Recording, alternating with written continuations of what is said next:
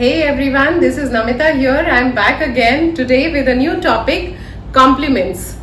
Today I'm going to talk about something which you already know, which we already know what's happening. When someone says, oh, your sari is looking very nice, your jacket is looking very nice, your t-shirt is looking nice. So what is it that we should say and the person just gets pulled towards me or gets attracted towards me? We know that, right? But still we make mistakes. So I'm going to throw a little more light on the subject here of the compliment. So if I'm pretty or if I'm beautiful, I've been listening this all my life that you're beautiful, you're gorgeous, you are pretty. So now if you want to become that someone special, you have to find something else as well in that picture. So if suppose I get this, today when we see on Insta or we see on Facebook or we see on other social media, we find those perfect pictures which have gone through different filters. You probably won't be able to realize even what's the color of my skin when my picture goes through those filters. And looking at that perfect 100% picture, everybody has been complimenting me that you are amazing, you're looking gorgeous. So now what are you supposed to do from that picture if you want to become something special? So that rule is, the rule number one is, you have to find something different, something which rest everybody has not seen in that picture. Maybe in the periphery of the picture, maybe the clouds, maybe what is making me different, or what you can see is obvious, not that something which everyone else around cannot see, or what is in my background, or what am I wearing, or where are my hands, how is my feet, anything you need to find out, because that is going to touch me and touch me inside. Because this is going to be something different. We all like, when someone really compliments us. My little school boy, my 13-year-old son, so he tells me that this girl just messaged me and said that, you are very intelligent. I'm sure you're going to, you're going to do very good in your life. This compliment kind of remained with him. So what had happened was, he was really happy. The whole night he couldn't sleep. It kind of stayed with him. Now he knew that he is intelligent and that comes from all around. But along with it, when this girl added that, you are very understanding, he kind of felt that this part of me which he feels is inside him, there was someone who could recognize it. So you should not say something which we have been hearing all around, all my life. It has to be different. So that was the rule number one. Rule number two for complimenting is, come indirect. Rather than giving a direct, suppose you and me, we are meeting in person.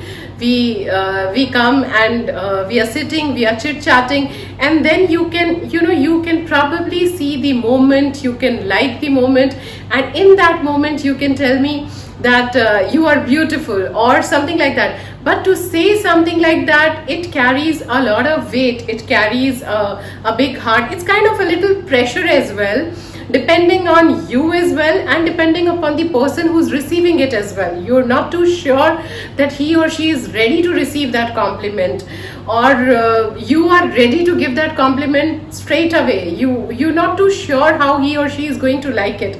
Yes, when you're meeting someone physically, it's still possible to do that by judging. Many of us, we do that, and it is very good if we can do that. But at times there is another way out of going indirect as well, which I kind of quite like it, because it is touchy. You can feel it, it stays with you. Which is when someone says, I really like your style, I like the way, the kind of bags you carry, or I like the kind of shoes you wear. So that's an indirect way of saying. So maybe the other person would come around and say, you like my shoes, or you like me, or you like my bag, or you like me carrying the bag. Isn't it interesting? It will make the conversation more meaningful. It will be more mindful, and you will probably like that little humor in that very moment. So that were the two principles which I have given you. Now I am going to give you the third principle, which is also very interesting. So the third principle is, you must focus on the trait rather than the result. So there is a really big businessman that you are meeting. So rather than saying that you are such a big businessman, you must talk about that trait or that quality inside him which you think would have taken him there. It can be perseverance, it can be hard work, it can be patience. When you know him or whatever you've read about him or her, you will know that that quality is in that person that would have taken him or her there, or their judgment.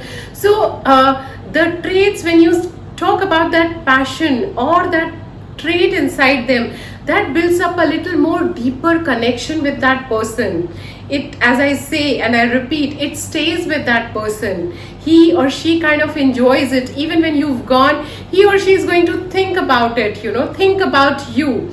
So, and something really interesting about compliments is that when we say that I like you, the other person hears and replies back automatically, I like you too, somewhere, okay? We are in a habit, or subconsciously we kind of replay the same emotion that has been given to us until and unless we are aware and we change that emotion. So like in most of the cases, or 80% or 90% of the cases, when you're giving a compliment, you're going to receive that compliment. When you are throwing that positive energy, you're going to receive that positive energy.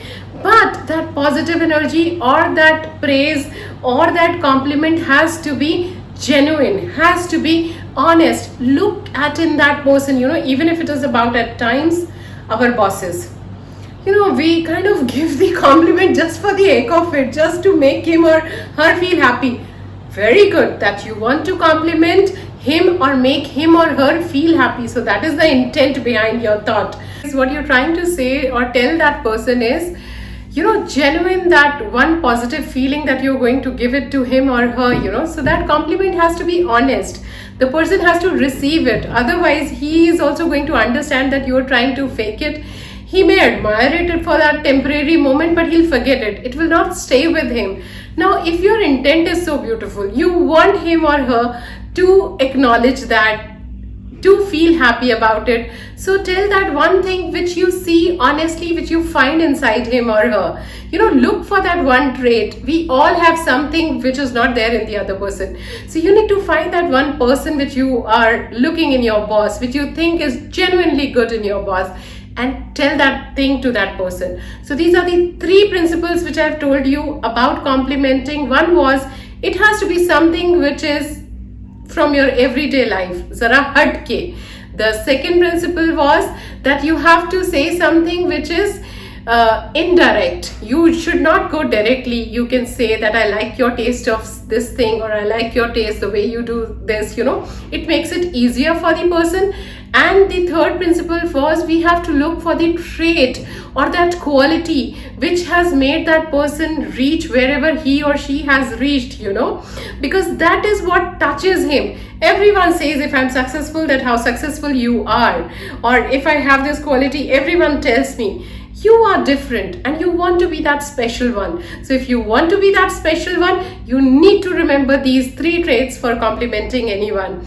And now, if you've liked this video, please do not forget to like, share and subscribe to my channel below. Thank you.